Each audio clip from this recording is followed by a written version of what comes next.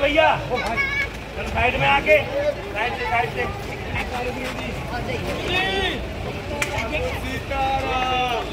कोई भी स्पर्श नहीं करना महाराज जी के लिए।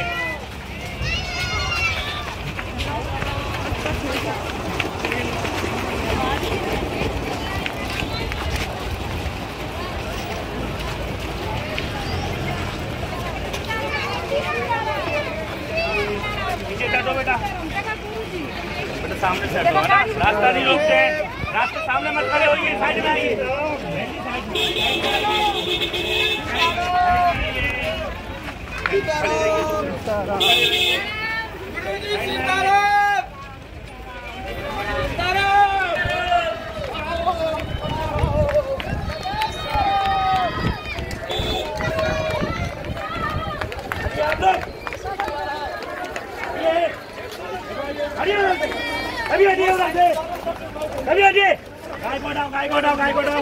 गाय पूछ पकड़ के उठाना। भगवान की सन्यासी बाबा की।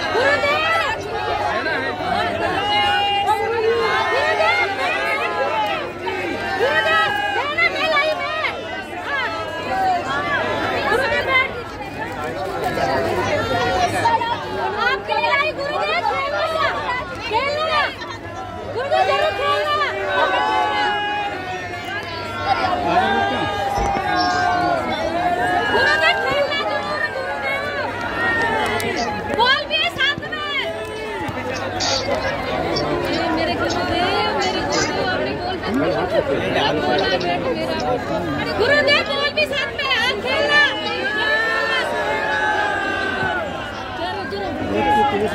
शुक्रिया गुरुदेव, शुक्रिया गुरुदेव, शुक्रिया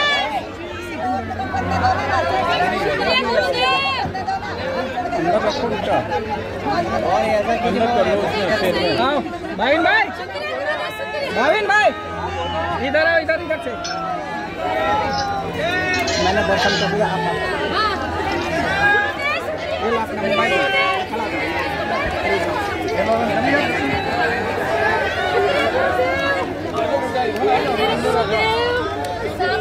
इधर अंदर घुसो, और कोई उपाय नहीं है।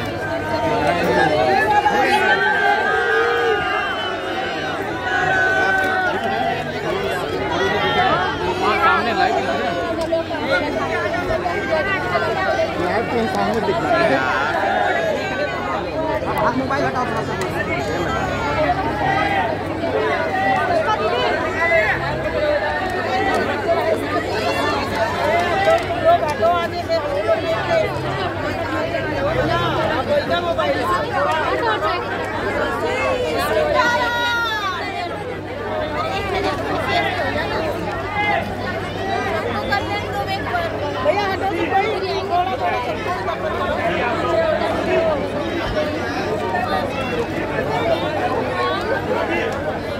हमारी चोट लग जाएगी, कैसे खड़े हो गए आप? सीधा खड़े हो जाओ ना।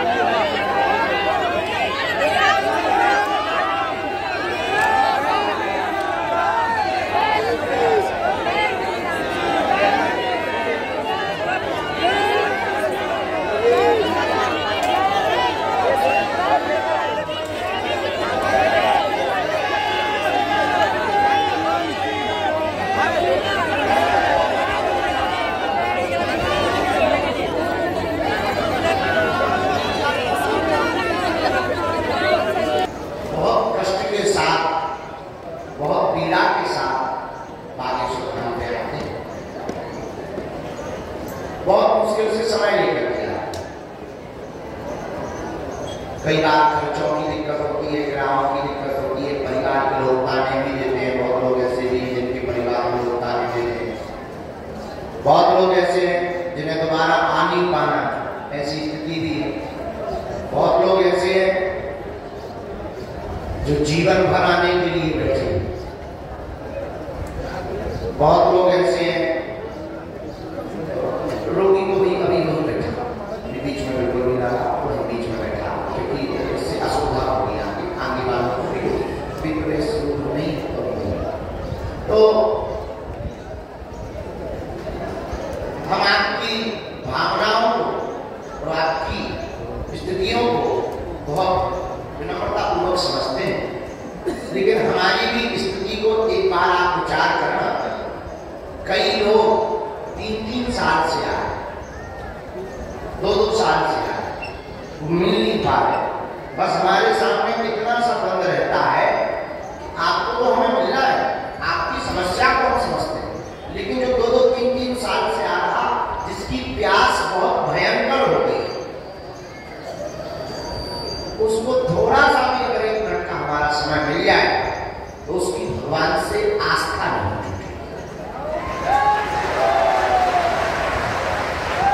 उसे भगवती भर मिल जाएगी। और तय ये है, पर्चा से कल्याण नहीं होता, भगवती ही चमत्कार कर रही है। हमको तो रोज मिलते हैं, हमें मिलते कि नहीं मिलते वो बात अलग है, अपने अपने खोजने की बात है। जैसे जो खोजो मिलता है, मार्केट होता है तो मार्केट में जो भी खोजो वो प्राप्त होता है। ऐसे ही दरबार है, दरबार में जो खोजो नकारात्मक सकारात्मक सब मिल जाएगा।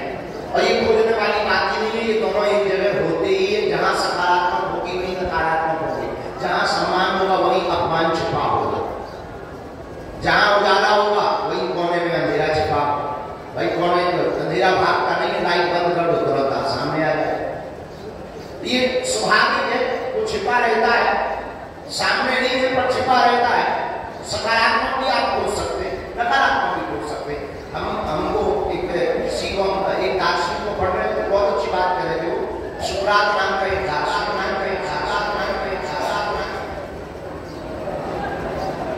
जो विदेशी है, बहुत अच्छा दार्शनिक, हम उसको पढ़ रहे थे। उसने एक बहुत प्यारी बात बोली और वो बहुत मजेदार बात लगी। बोले किसी ने बुद्ध से किसी ने एक महापुरुष से पूछा, संत से, कि तुम मोक्ष की बात करते हो कि सब लोग मोक्ष पा सकते हैं, अगर सब लोग मोक्ष पा सकते हैं तो सब लोग मोक्ष पा क्यों नहीं है? तो मोक्ष की बात करते हो और सब लोग मोक्ष पा सकते हैं, सब लोग मुक्ति पा सकते हैं। जैसे हम कहते हैं कि सब लोग संकट मुक्त हो सकते हैं, तो कोई पूछे कि अगर सब लोग संकट मुक्त हो सकते हैं तो हुए क्यों नहीं? तो उस महात्मा ने कहा कि तुम हमसे क्वेश्चन करने की बजाय जिस गांव में बैठे हैं, पेन कागज लो, गांव में जाओ, ये पूछो कि आपकी जरूरत क्या है। वो आदमी गया, उसने नाम लिखा, पता लिखा, पूरे बताओ तुम क्या चाहते हो। अगर भगवान तुमसे कुछ देने को कहे कि हम देने को तैयार है, मांग लो, तो तुम क्या मांगोगे भगवान से?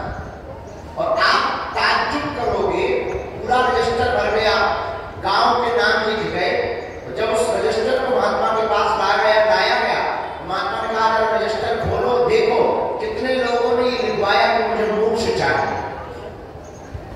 आप ताज्जुब करोगे, उसमें से एक भी नाम सिंगल ऐसा नहीं था जिसने ये लिखवाया हो मुझे मोक्ष चाहिए। किसी ने धन लिखा, किसी ने पुत्र लिखवाया, किसी ने मकान लिखवाया, किसी ने संपत्ति, किसी ने पद लिखवाया, किसी ने निरोगी काया लिखवाई।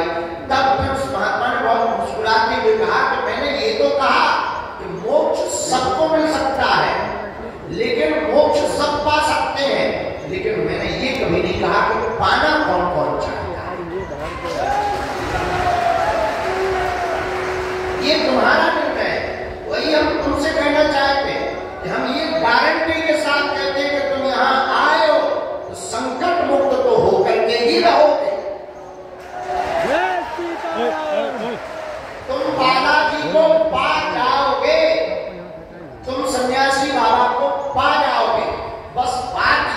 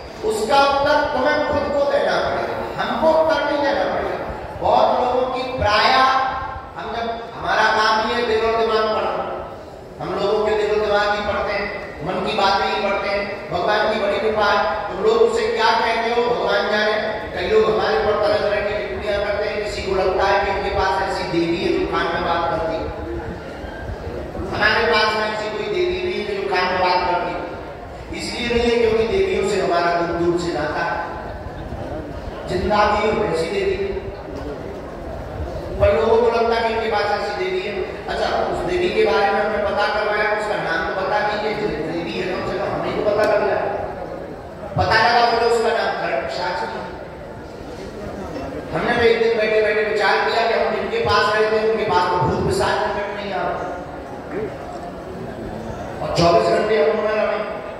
किसी को लगता है इनके पास ऐसा देवता है जो सामने बैठता है, किसी को लगता है कि इनके पास ऐसी तरकीब है कि ये दिमाग पढ़ लेते।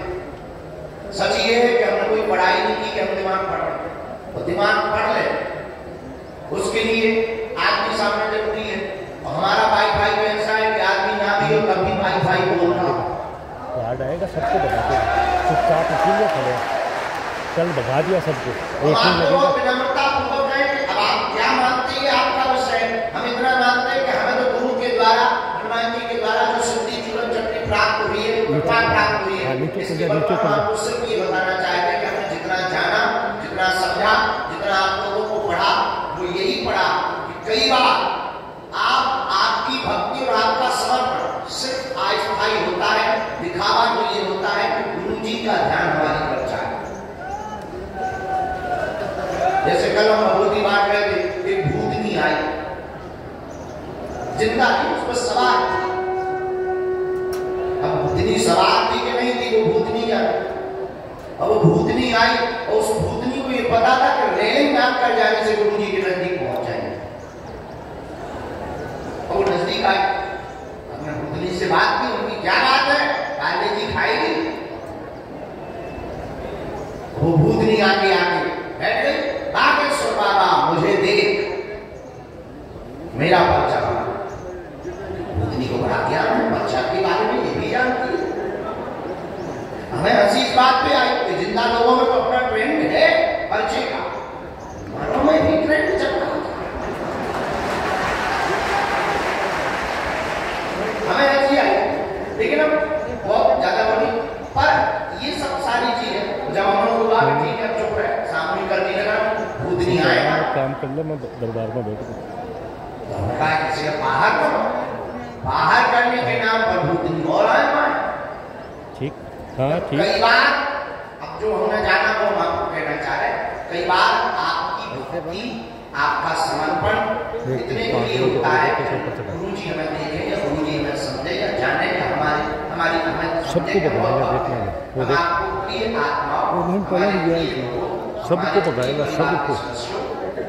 हम आपको बहुत विनम्रता पूर्वक ये कहें, हम आपका एक बार पर्चा बनाकर आपको गायब करने के लिए नहीं बैठे हैं, हम आपको चमत्कार दिखाकर ताली बजवाने नहीं बैठे हैं, हम आपसे दान तो लेते नहीं है तो दक्षिणा लेने के लिए नहीं बैठे हैं। हम 24 घंटे सिर्फ इसलिए बैठे हैं कि आपको वो प्राप्त हो जाए जो हमने पाया।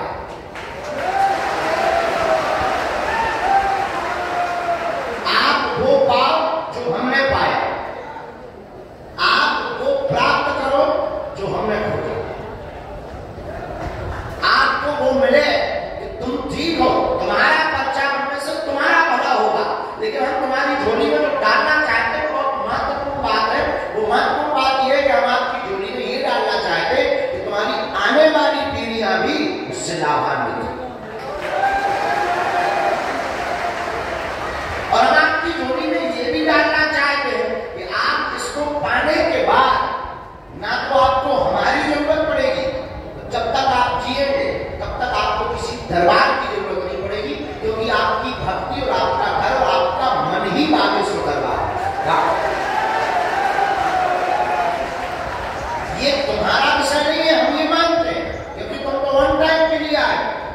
तुम्हारे मन में यही है कि बाबा अगर चमत्कार करता है तो हमारा पर्चा बना दे, हमारी समस्या मिटा, बस हो गया। आप इसीलिए आए और आप इतने बड़े वाले बेहुदा पागल हो। ये दुनिया में कोई धर्मगुरु इसलिए नहीं बोलता क्योंकि उनको अपना सिस्टम चलाना पड़ता है, अपना कोई सिस्टम नहीं है। भगवान की कृपा से लुगाई आई नहीं, बच्चे भय नहीं, आश्रम बनाने की हमारी कोई खोज नहीं, जितना बन गया उतना सफल नहीं रहा। प्रसिद्धि पाने का कोई अब तरीका नहीं है, जितनी मिलनी चाहिए कि वो 27 साल में पाए। धन की जरूरत नहीं है, बड़े बड़े धनाढ्य हमारे सामने आकर के कहते हैं कि आप हमें आज्ञा दो, हम उनसे कहते हैं कि तुम हमें आज्ञा दो। और अगर तुम्हें आज्ञा देंगे तो निश्चित है कि तुम हमें भी कभी आज्ञा दो। इसलिए हमें ना तुम्हें आज्ञा देनी है ना तुम्हारी सुननी है, तुम अपनी झट नहीं बना।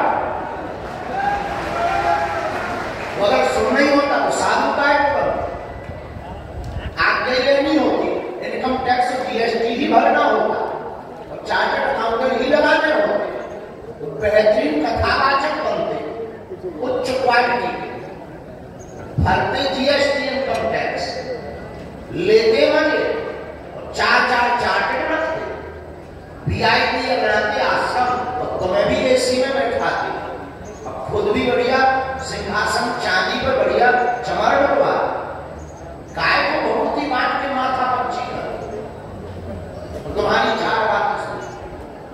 तो हम आपको बहुत विनम्रता पूर्वक सुबह के सत्र में बैठे, शायद तुम्हें ये बात कभी समझ में आएगी, हमें पता नहीं, तुम इतने बड़े बदमाश हो, तुम्हें ऐसा भगवान चाहिए कि मुंह में नारियल डाले और हाथ में तुम इतने बड़े बारे बदमाश हो, तुम्हें डेट चाहिए कि रुमाई आएगी तो पर डेट बताओ कब। तुम इतने बारे बदमाश हो कि तुम मंदिर में आकर के भी शॉर्ट रास्ता ढूंढते हो कि गुरुजी मिलेंगे शॉर्ट में कैसे। तुम इतने बड़े बारे बदमाश हो कि तुम भगवान के सामने भी भगवान के पास आकर और भगवान की शक्ति का अनुभव करके बड़े बड़े चमत्कार आंखों से देखकर तुम भगवान से भगवान को नहीं मांगते, भगवान से भी तुम दो कौड़ी की वस्तु में मांग चले जाते। और तुम कहते कि मैं भगवान का भक्त हूं, तुम कहते कि मैं भक्त हूं, और तुम हमसे ये भी कहते कि मैं कट्टर भक्त हूं। हमें नहीं लगता कि तुम कट्टर भक्त हो, और कट्टर भक्त होने का मतलब ये नहीं है कि आप कट्टरता से बात करते हैं। कट्टर होने का मतलब ये है कि आप स्वप्न में भी अपने नियम और अपने उसूलों से और अपने धर्म से कभी समझौता न करें। तो हम आपको डांट भी रहे, आप इसलिए बैठे नहीं हो, हमें ये पता है 10-15 मिनट बाद तो यही बोलने वाले हो, ये सब बंद करो, प्रवचन को 18 चैनल खोलो, 19 बाबा आदमी यही बोलने वाले हो, तो जल्दी पर्चा बनाओ, हमारे बाप का नाम चाहे तुम्हें जितना समझा जाए आए, इसीलिए मन की बात जानने आए। कई बार हम नहाते समय भयंकर हंसते, हमें नहाते समय ही हंसी आती। हंसी इस बात पे आती है कि हम अच्छा आदमी बाथरूम में बहुत फ्री होता, जितना भी ज्ञान उसे प्रकट होता है वो बाथरूम में ही होता। दुनिया का जितना भी ज्ञान पैदा होता वो बाथरूम के तुम आप फ्री होता। हम नहाते समय इस बात में हंसते हैं कि बताओ कितना अद्भुत बात है कि उनकी मन की बात हम उनको ही बता देते हैं, तुम तारीफ। जिस बात से तुम पैदा हुए हम उसका नाम बता देते हैं, तुम तारीफ। ये तुम्हारे लिए बड़ी बात होती, हमारे हनुमान जी के लिए तो खेल है, इसलिए हम अक्सर बोलते हैं और फिर भी बोलते हैं। आज फिर बोल रहे हैं तुमको पर्चा आना है, असलियत में तुम्हें हनुमान जी का माना है। असलियत में हम आपको जो देना चाहते हैं वो कुछ और देना चाहते हैं, वो देना ये चाहते हैं कि तुम हनुमान जी के हो जाओ, हनुमान जी तुम्हारे हो जाओ। जैसे हमने पाया वैसे तुम पाओ। एक बात और अलग बता दें कि हम तुमसे बिल्कुल भी अलग नहीं, जैसे तुम हो बस वैसे हम हैं। ना हम कोई भगवान है, ना कोई भगवान का अवतार है, ना हम कोई महात्मा है। ये तुम मान भी मत लेना, कोई भी हम भगवान नहीं है। तो तुम सोचो कि इतना चमत्कार, इतने लाखों करोड़ों लोग, बल्कि आपको आपकी आस्था, हम तुम्हारे लिए गुरु हैं, मार्गदर्शक हैं, और हम तुम्हें ये बताना चाहते हैं कि तुमने और हमें अंतर नहीं है। जब हम पा सकते हैं उनको तो तुम क्यों नहीं पा सकते? हमें तुम्हें अंतर नहीं, इसीलिए हम ये बताना चाह रहे हैं और तुम्हें देना चाह रहे हैं। तुम पूछोगे कि आपकी प्रवचन सुना क्यों है? हम इसलिए देना चाह रहे हैं कि ये भारत में जितनी भी दुकानें चल रही हैं इसी नाम पर चल रही है, और जो पाखंड की बात आप करते हो इसी का नाम पाखंड, जो आप अपने विश्वास की बात करते हो इसी का नाम अंधविश्वास। इसीलिए कोई भी दुनिया का का सकता है जब तक तुम खुद तैयार हो। पूरी दुनिया की ताकत लग जाए तुम्हारा दुख मिटाने की, अगर तुम खुद तैयार ना हो तो दुख मिट पाएगा। ना मोबाइल में गिरा देना। पूरी दुनिया की ताकत लग जाए तो मैं दुख देने के लिए, पर अगर तुम खुद में प्रसन्न हो दुनिया की कोई भी तरकीब। अभी हम चले आ रहे हैं, आने के पहले बहुत बड़े महात्मा का फोन सुबह सुबह से बजता है, हमने मोबाइल का क्या बात हमारा कल न्यूज में मैंने देखा कि नेपाल में आपके कारण कर्फ्यू लग गया हो। बोले आप छोटी बात समझते, कोई बड़ी बात नहीं है, हमारे यहाँ लगती है ये कोई बड़ी बात। तब तक वो बोले कि आपको पता है कि वर्षों की न्यूज आपकी बरेली में किसी ने आदमी मिला वीडियो डाला है कि एक आगे से बाबा तेरा सिर तन से जुदा कर दे, और आप नहीं लगता। हम लोग चिंतित थे आपको लेकर, हमने उनको प्रणाम करके कहा कि हम महापुरुष हो, आप महात्मा हो, आपका चिंतन करना बस यही हमारे लिए जीवन में हमारी आयु बढ़ाना है। पर हम उनको नम्रतापूर्वक प्रार्थना करें। हमने कहा प्राण जितने दिन के हैं शुभ है, आपकी कृपा हम पर बनी रहे, लेकिन एक बात तो तय है कि इन कुत्तों के भौंकने से आती अपनी चाल नहीं है।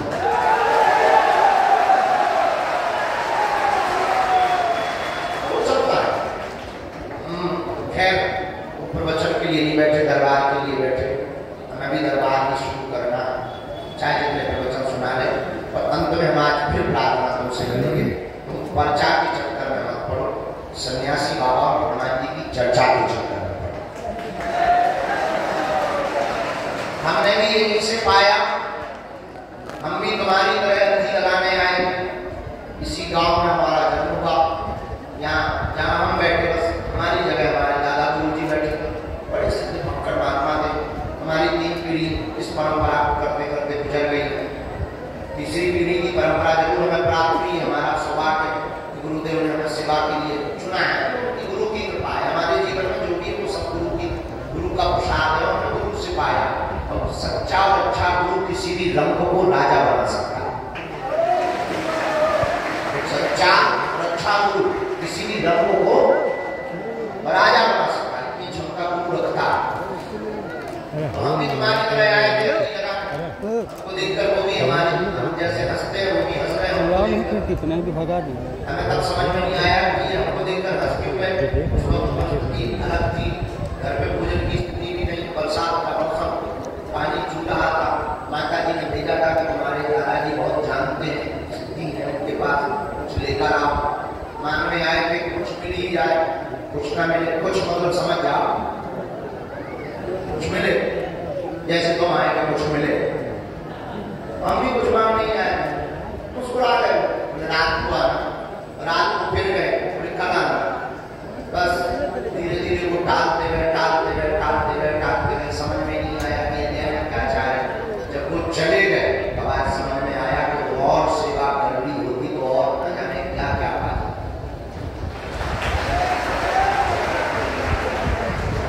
आपको भी कहेंगे आप हमारे पीछे मत पड़ो, जिनके पीछे हम पड़े उन बागेश्वर बालाजी के पीछे पड़ो।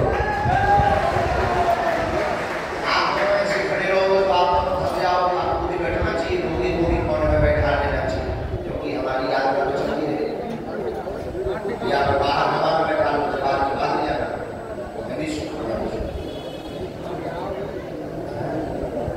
जो दीवारों में बैठे हैं बड़े सज्जन हो, आपको हमारी आत्मा भी हो, बस ये डर लगता है कि कोई पीछे से पत्थर फेंकेगा तो तुम्हें लगेगा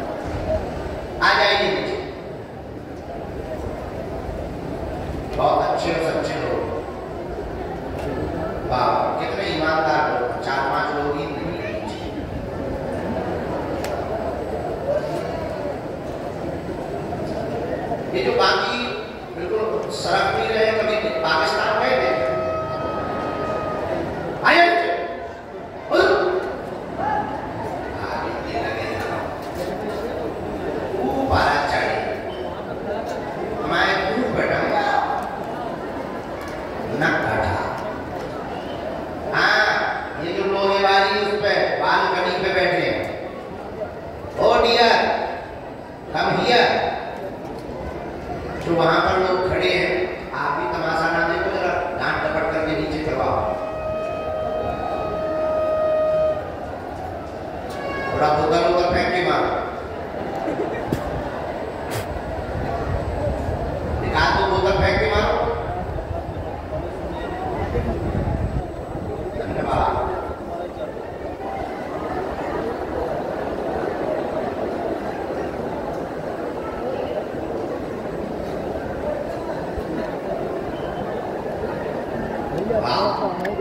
नहीं देखो ये गुरु को तो मानते हैं, गुरु जी की नहीं मानते।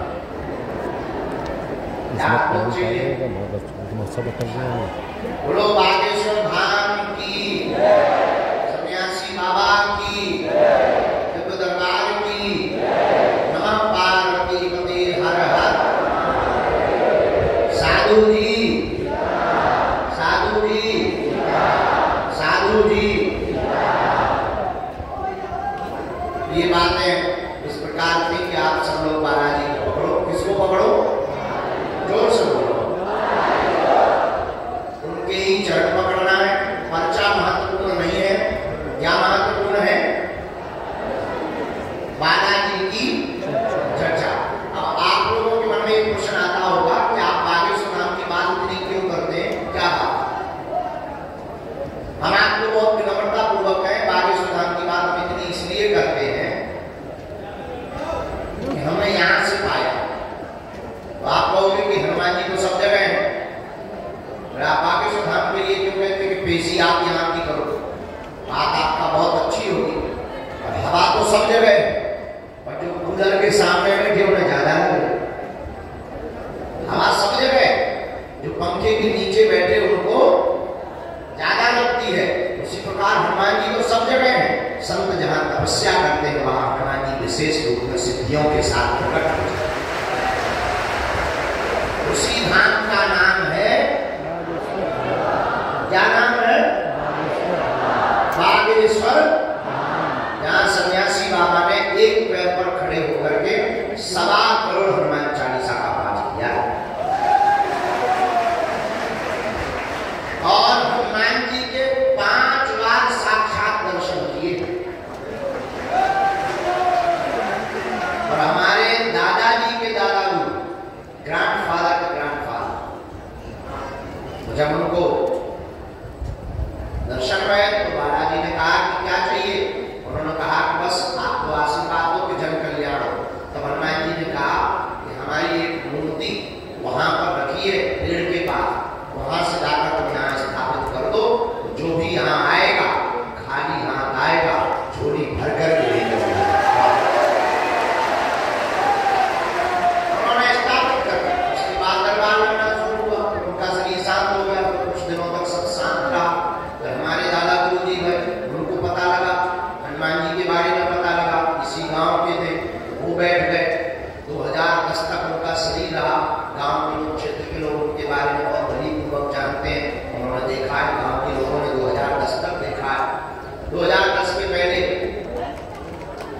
दास के जीवन में उतार चढ़ाव आए, उनकी कृपा हुई, गुरु जी ने हमें पकड़ लिया। तीसरी पीढ़ी में आगे बढ़ो जो नारायण का।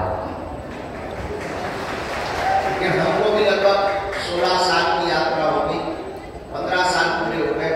16वें वर्ष में हम सेवा में बैठे हैं गद्दी पर। इन 16 सालों में हमने अपनी आंखों से देखा लाखों करोड़ों लोग आए, सबको नहीं टिके। जो टिक गया, जिसने नियम किया, जिसने पेशी, जिसने धैर्य रखा, वो पा गया।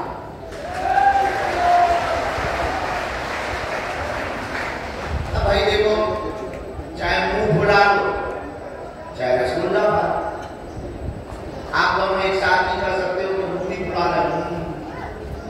मोहम्मद रफी की तुम गजल गा दो, कि मोहम्मद रफी गजल गाता नहीं है, गान लो, कैसा संभव नहीं। उसी प्रकार तुम सोचो कि हमें आना भी ना पड़े, धैर्य भी ना रखना पड़े,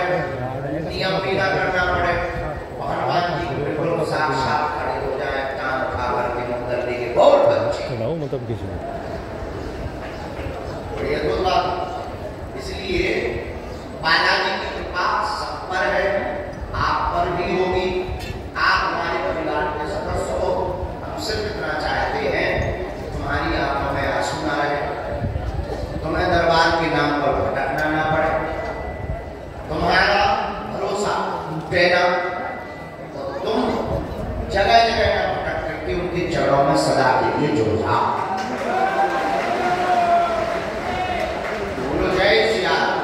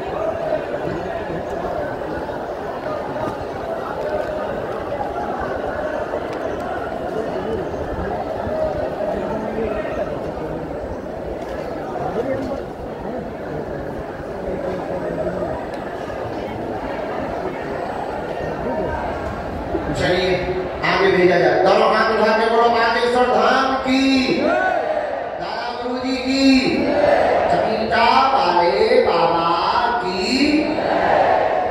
बोल बागेश्वर बालाजी की। हर हर हर हर हर हर हर। अरे पागलो सीताराम, हरे कृष्णा।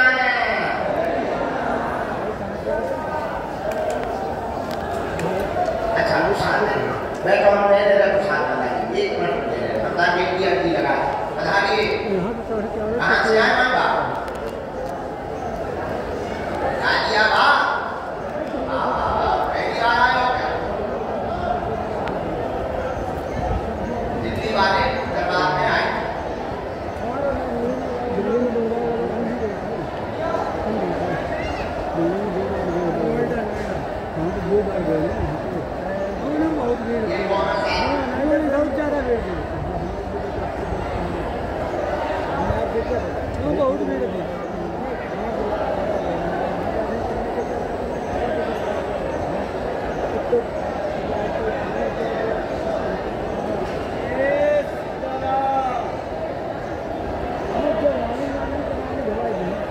जय श्री राम।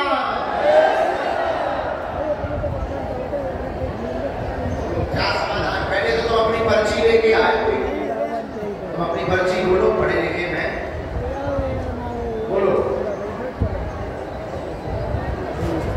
हाँ कहाँ है?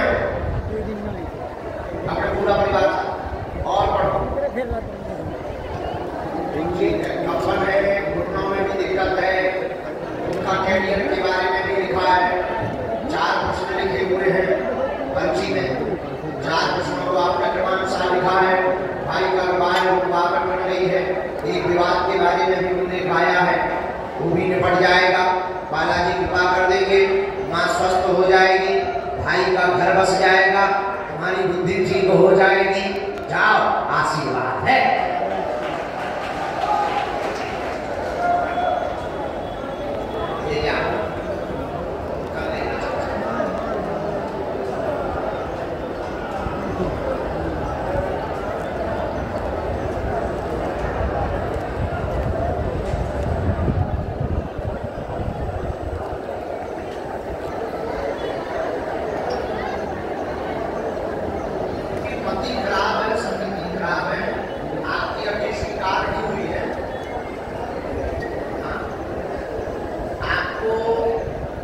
सुधारना में आपकी एडमिशन कार्ड भी हम आपका बता देते हैं। राम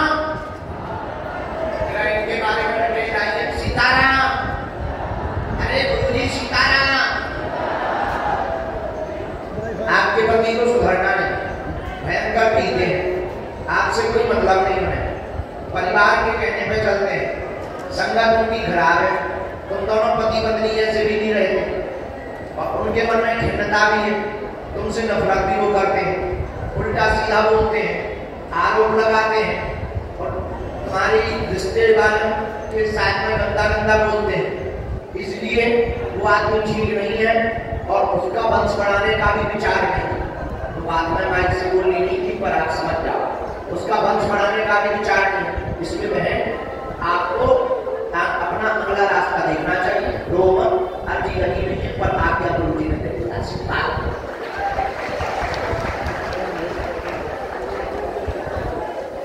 देखो तुम्हारी पढ़ाई की झगड़ी बढ़ गई।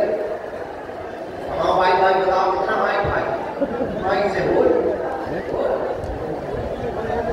चालू कर।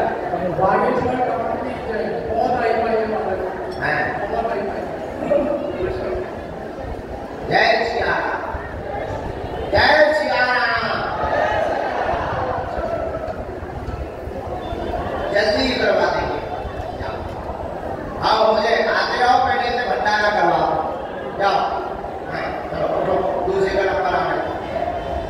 पेशी करत रही हो, मित्र को पाए कर रही हो, भैया के लाने लाल रेशम लेता ही हो, हम कड़ा बना देंगे। भगवान में जाओ तो तुम्हारी भाभी आ जाए। 2024 के अंत में और 25 के प्रारंभ में उनकी शादी हो। जाओ